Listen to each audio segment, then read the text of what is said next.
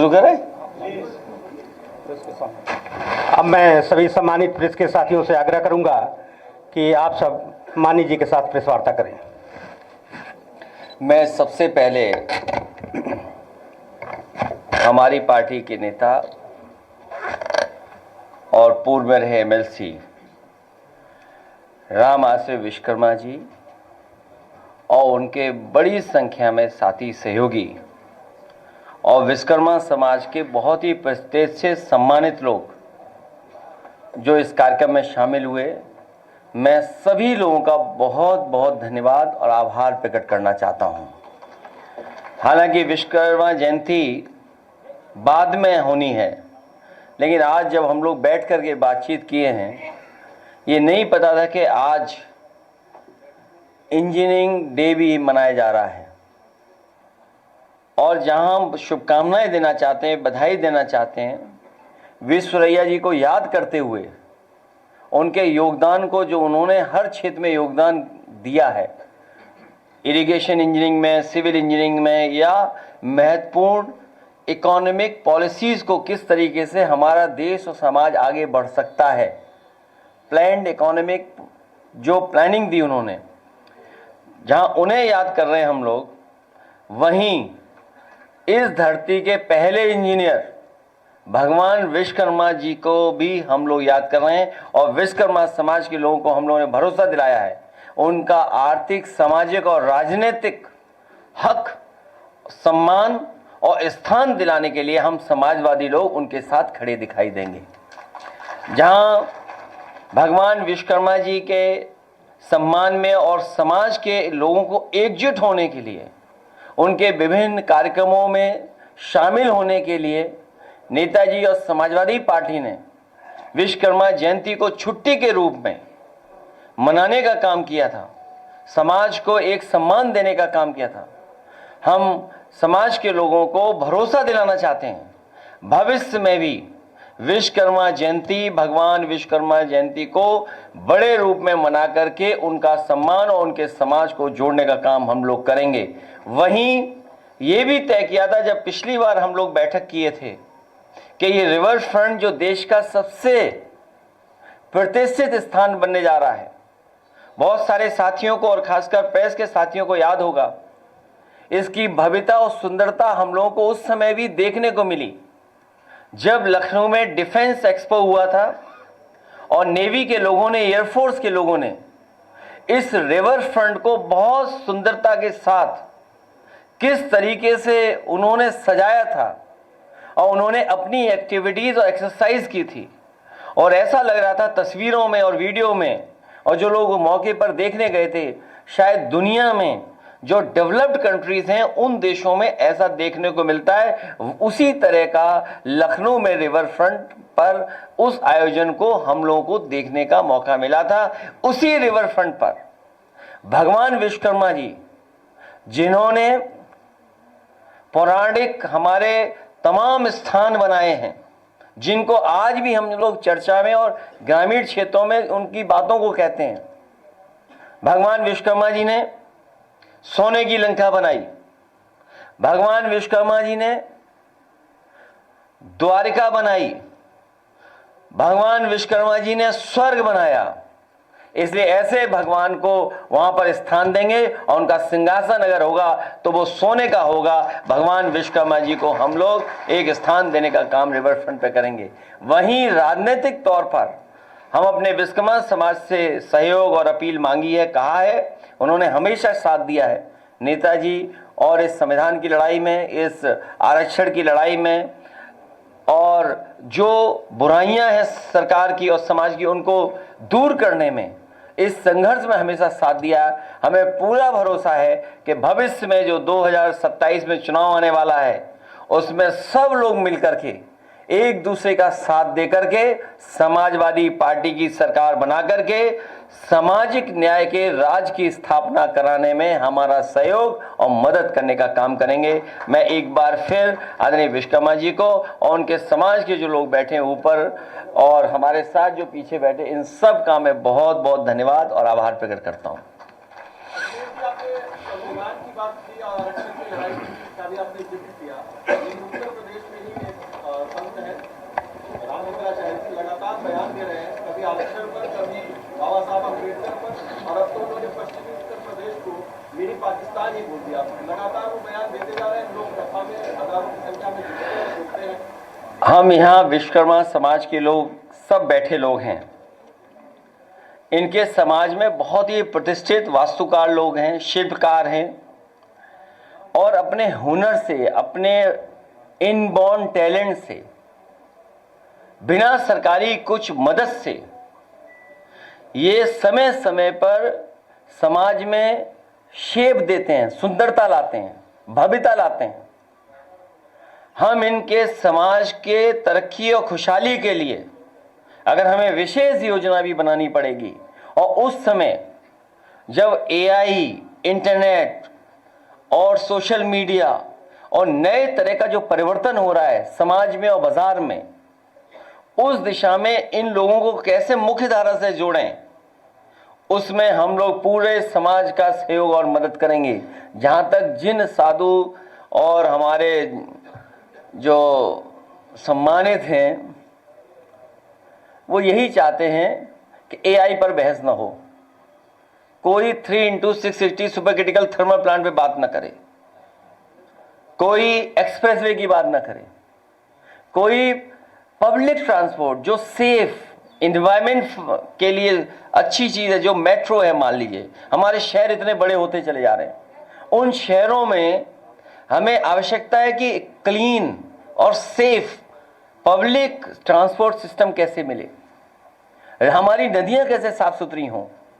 थोड़ा सा पानी बरस जाए तो उससे पूरा का पूरा शहर हमारा जाम में फंस जाता है। 1 घंटे की बारिश में पता लगता है बाढ़ आ गई हमारे शहरों में। ये जो स्मार्ट सिटी का सपना दिखाया था, जहां लखनऊ को कहा था कि राजधानी या स्मार्ट सिटी बनेगा, ढेरों कूड़ा पड़ा हुआ है, सड़कों पे जानवर हैं, कई सीसीटीवी में सांड कैच हुए हैं जिन्होंने जान ले ली लोगों की। कई शहरों में अभी भी सांड सड़कों पे घूम रहे हैं। भेड़िए जो भाग गए थे वो अब फिर आ गए हैं, गोदी से बच्चों को छीने ले जा रहे हैं, बच्चों की जान जा रही है, किसान की जान जा रही है। ये हालात है, सोचो हमारे।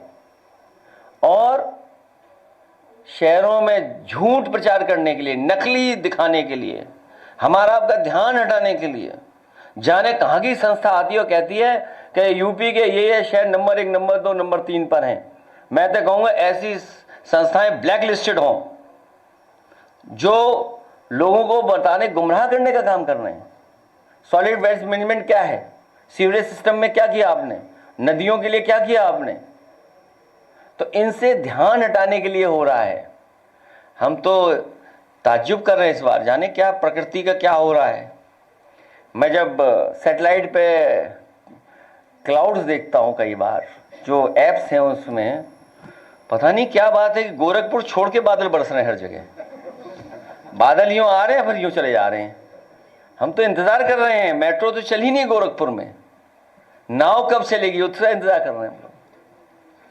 सोचो मेट्रो चलाने की सरकार ने, मुखर्जी ने क्या कहा था, झांसी में मेट्रो बनाएंगे, कि झांसी मेट्रो बन गई। हालांकि उन्हें दिखाई कम देता है, मैं उनकी शिकायत नहीं करना, ये तो अगर कुछ कह दूंगा तो कंट्रोवर्सी हो जाएगी, कोई कंट्रोवर्सी हो जाएगी। लेकिन दिव्यांग लोग हैं और इतने सम्मानित हैं वो, उनका केस भी मैंने वापस लिया है, मैंने केस वापस लिया। उसमें उन्होंने हमें डिग्री डॉक्टरेट की दी है, इसलिए उनके बारे में मैं कुछ नहीं बोल सकता हूं, हालांकि डॉक्टरेट में लगाता नहीं हूं। तो पता नहीं बादल क्यों नहीं जा रहे हैं उधर, सब इधर उधर हो जा रहे हैं। स्मार्ट स्कूल की बात कही थी आपने, स्मार्ट स्कूल में कई क्लॉज जो है वो चेंज कर दिए गए। किसमें? उसमें क्या हो गया अब नया? उसमें 4 से 5 प्रावधानों पर रोक लगा दी है। तो ये तो पार्लियामेंट में हम लोग अपना पक्ष यही रख रहे थे कि वक्फ में हस्तक्षेप न करे सरकार। हमें उम्मीद है सुप्रीम कोर्ट और न्याय देगा और न्याय मिलेगा।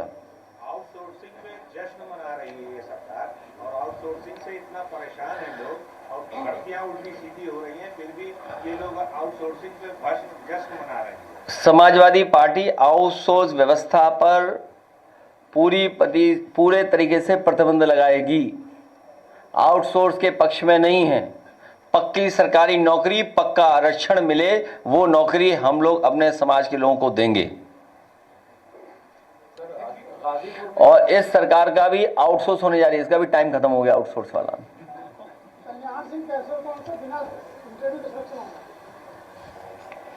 कहां पर? उस कैंसर इंस्टीट्यूट को रिसर्च इंस्टीट्यूट थी। हमारी सरकार को समझ में नहीं आ रहा, ये बीजेपी की सरकार को क्या समझ में आ रहा है, रिसर्च पार्ट हटा दिया।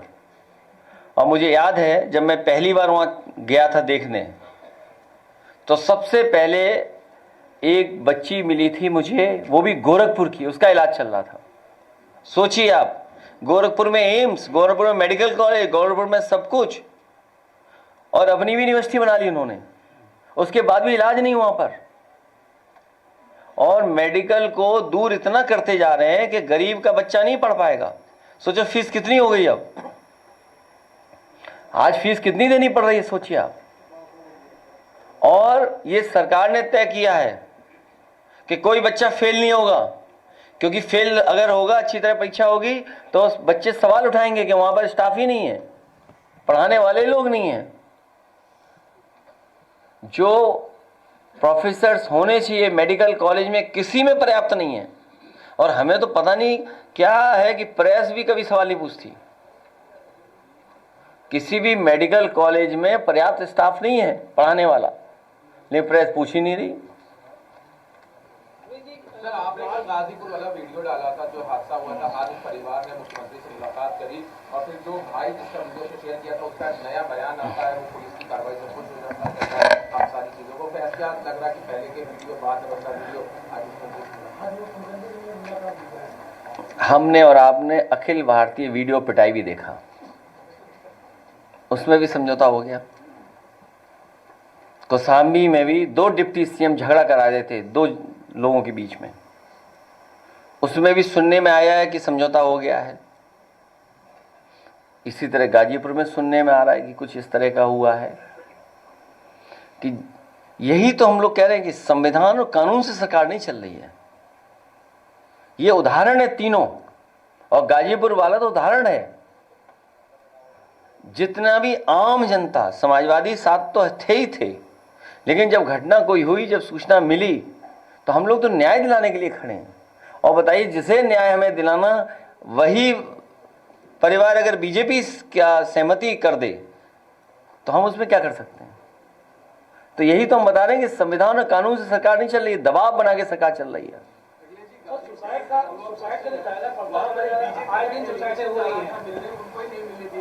और वो कलराज मिश्रा जी ने भेजा था, जो कि मंत्री रहे हैं, गवर्नर रहे हैं, उन्होंने उनका क्षेत्र रहा है, उनका क्षेत्र वो रहा है। और ये पहली घटना नहीं है, आप सब जागरूक लोग हैं, ये पहली घटना ऐसी नहीं है। कौशाम्बी की मैंने याद दिलाया आपको, पाल समाज की बेटी के साथ कितनी बड़ी घटना हुई, क्या न्याय मिला उस बेटी को? एक बैंक डकैती हुई, झूठा फेक इनकाउंटर हुआ, पहले यादव का कर दिया, उसको बैलेंस के लिए अपने सजादी छत्री भाई का भी कर दिया। अभी गाजीपुर में हमें देखने को मिल रहा है, इनके विधायक मंत्री पुलिस के खिलाफ हैं। आप बताइए, गाजीपुर से चलिए और गाजियाबाद तक जाइए, इनके जनप्रतिनिधि खुद धरने पर बैठते हैं पुलिस के प्रशासन के खिलाफ, मंत्री धरने बैठते हैं, विधायक बैठते हैं। और कई जगह इनके ही नेता देखते हैं जहां पर नकली चीजें, नकली जो पनीर बन रहा है उसको बचाने के लिए घूम रहे थाने थाने। और फिर कानपुर का तो जो हुआ है, आईपीएस का कुछ नहीं हो रहा, आईपीएस के लिए कार्रवाई नहीं हो रही है। सोचिए, मुख्यमंत्री आवास में या मुख्यमंत्री ऑफिस में समझौते होने लगे, फिर न्याय किसको मिलेगा?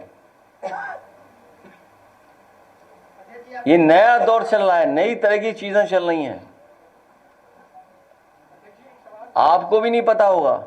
कानपुर में पूछिए सवाल, इधर उधर मत भागिए। अब आप सोचिए, कानपुर की घटना के बारे में जो सूचनाएं और जानकारी लोग दे रहे हैं, इतना गंभीर मामले हैं, आप कल्पना नहीं कर सकते। जमीन के मामले जुड़े हुए हैं, हत्याओं के मामले जुड़े हुए हैं, ब्लैकमेलिंग के मामले जुड़े हुए हैं, फेक इनकाउंटर का मामला जुड़ा हुआ है, आईपीएसओं के मामले जुड़े हुए हैं, जमीनों के मामले जुड़े हुए हैं, पैसे के लेन देन जुड़ा हुआ है। एक अगर वहीं कार्रवाई हो जाए तो इसकी सरकार की पूरी पोल खुल जाएगी। कानपुर से ही सरकार की पूरी पोल खुल जाएगी कि Bharatiya Janata party political party नहीं है, इट्स अ गैंग। गैंग की तरह काम हो रहा है वहां, और इसीलिए उत्तर प्रदेश की जनता ने मन बना लिया है कि भारतीय जनता पार्टी का उत्तर प्रदेश से इस बार सफाया होगा, सफाया।